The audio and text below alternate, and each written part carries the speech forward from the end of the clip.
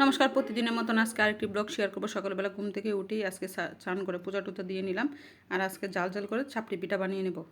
ওইখানে ধনিয়া পাতা, পেঁয়াজ কুচি, কাঁচামরিচ কুচি বেশি করে দিয়েছি। আর প্রত্যেকদিন রুটি খেতেও ভালো লাগে না, ওই জন্য আজকে চিন্তা করলাম যে চাপড়ি পিঠা বানিয়ে নিলে এটার সাথে একটু ভর্তা বানিয়ে নিলে খেতে অনেক ভালো লাগবে। আর এরকম জাল জাল করে চাপড়ি পিঠা খেতে কিন্তু অনেক ভালো লাগে। অনেক দিন ধরে বলছি, আজকে আর সময় যেহেতু শর্ট, কারণ হাতের তো এরকম সময় ছিল না, তাড়াগুড়া করে, তাই বলছি যে আজকে আর রুটি বানাবো না, এইভাবে জাল জাল করে চাপড়ি রুটি বানিয়ে নেব। খেতে অনেক ভালো লেগেছিল। আর সকালবেলা তো এখন ধনিয়া পাতার সিজন, ধনিয়া পাতা কাঁচামরিচ দিয়ে, শীতের ধনিয়া পাতা কাঁচামরিচ দিয়ে এইভাবে বানিয়ে নিলাম। খেতে কিন্তু অনেক ভালো লেগেছে। আর কার কার এইরকম চাপড়ি পিঠা সহজেই রুটি বেলার ঝামেলা ছাড়া এভাবে সহজেই তাড়াগুড়া করে বানিয়ে ফেলতে পারেন চাপড়ি পিঠা। দেখেন,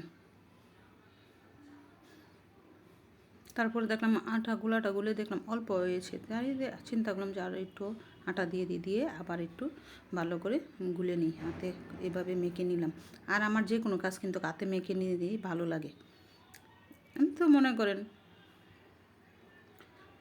আর এইভাবে আজকে চাপড়ি রুটিগুলো বানিয়ে নিলাম। আর সাথে কিন্তু আমার জন্য তো জানেনি, আমি সবাই কম বেশ জানে যে আমি দুধ চার পাগল, কিন্তু আমি সাথে দুধ চাও বানিয়ে নিলাম খাওয়ার জন্য।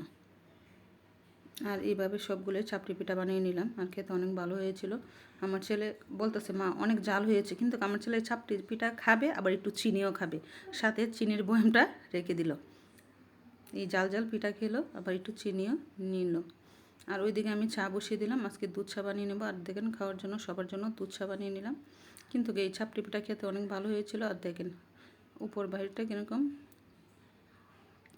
আর খেতে অনেক ভালো হয়েছিল। আর ওইদিকে আমি কি করতেছি দেখেন, আমারও কিন্তু সবসময় সিদ্ধ জল খাই। জল 1 ডেকচি জল বসিয়ে দিলাম। আর আমার ছেলে আজকে স্কুল ছিল না, ওইটা গত শনিবারের বিডু।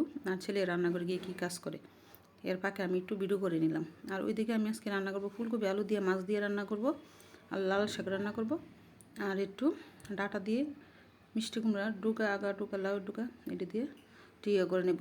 আর ওইদিকে আমি মাছগুলোকে ভেজে নিচ্ছি।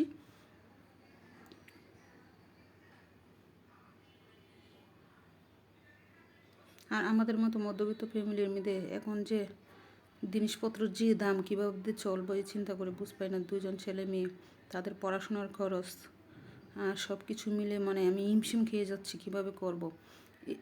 চিন্তা করলাম যে একটা পেজ খুলে, কিন্তু পেজে তো কোনো আর্নিং তো আবে দূরের কথা, কোনো কিছুই আসে নাই এই পর্যন্ত। এই পেজের পিছনে কত সময় দিতেছি। আর ওইদিকে দেখেন আমার ফুলকপি তরকারিটাও হয়েছে। আর সবাই কমেন্ট করে বলবেন ফুলকপির তরকারিটা কেমন হয়েছে। আর ফুলকপি এখন কিন্তু কি সিজনে ফুলকপি তরকারি খেতে অনেক ভালো লাগে। সাথে ধনিয়া পাতা দিয়ে দেবো। আর বাসায় টমেটো ছিল না, ওই জন্য আর দিতে পারি নাই। কিন্তু তরকারির দাম কিন্তু এখনও কমে নাই। আজকে আপনাদের বাইরে 1 মুঠা লাল শাক নিয়ে আসছে 25 টাকা, 30 টাকা দিয়ে। চিন্তা করেন, এখনও লাল শাকের দাম কমে নাই। আর ওইদিকে আমি বেশি করে রসুন কুচি দিয়ে দিলাম, কাঁচামরিচ দিয়ে এখন লাল শাকটা রান্না করে নেব।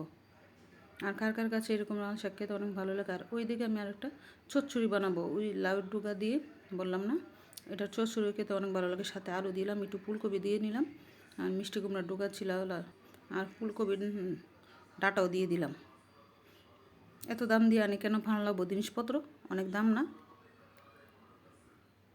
আর এইদিকে দেখেন চচ্চড়িটা খেতে কিন্তু অনেক ভালো হয়েছিল। আর আমি লাস্টে কিন্তু একটু সর্ষা বাটা দিয়ে দিলাম, কাঁচামরিচ দিয়ে একটু সর্ষা বেটে নিলাম শিলপাটায়। আর জানেন তো আমি একটু ঝটপট একটু কাজ করতে পছন্দ করি। আমি রান্না বসিয়েও কিন্তু যে কোনো বাটা কাজ করে নিতে পারি। আর এদিকে একটু আমি সর্ষা বেটে নিলাম, তরকারিটা চুলায় বসিয়ে তারপরে এদিকে সর্ষা বেটে নিলাম। আর সর্ষা দিলে তরকারিটা একটু খেতে ভালো লাগবে। চচ্চড়ি তো ওই জন্য চচ্চড়ির মধ্যে একটু সর্ষা বাটা দিলে ভালো লাগে। আর এই ছিল আজকে দুপুরে রান্নাবান্না। দেখেন ডাটা আর লাল শাক, আর ছিল ফুলকপির তরকারি, আর সাথে ভাত নিলাম। আর এখন খেতে বসে গেলাম আমরা। ভালো লাগলে লাইক শেয়ার করবেন, ফেসবুক ফলো দিয়ে রাখবেন।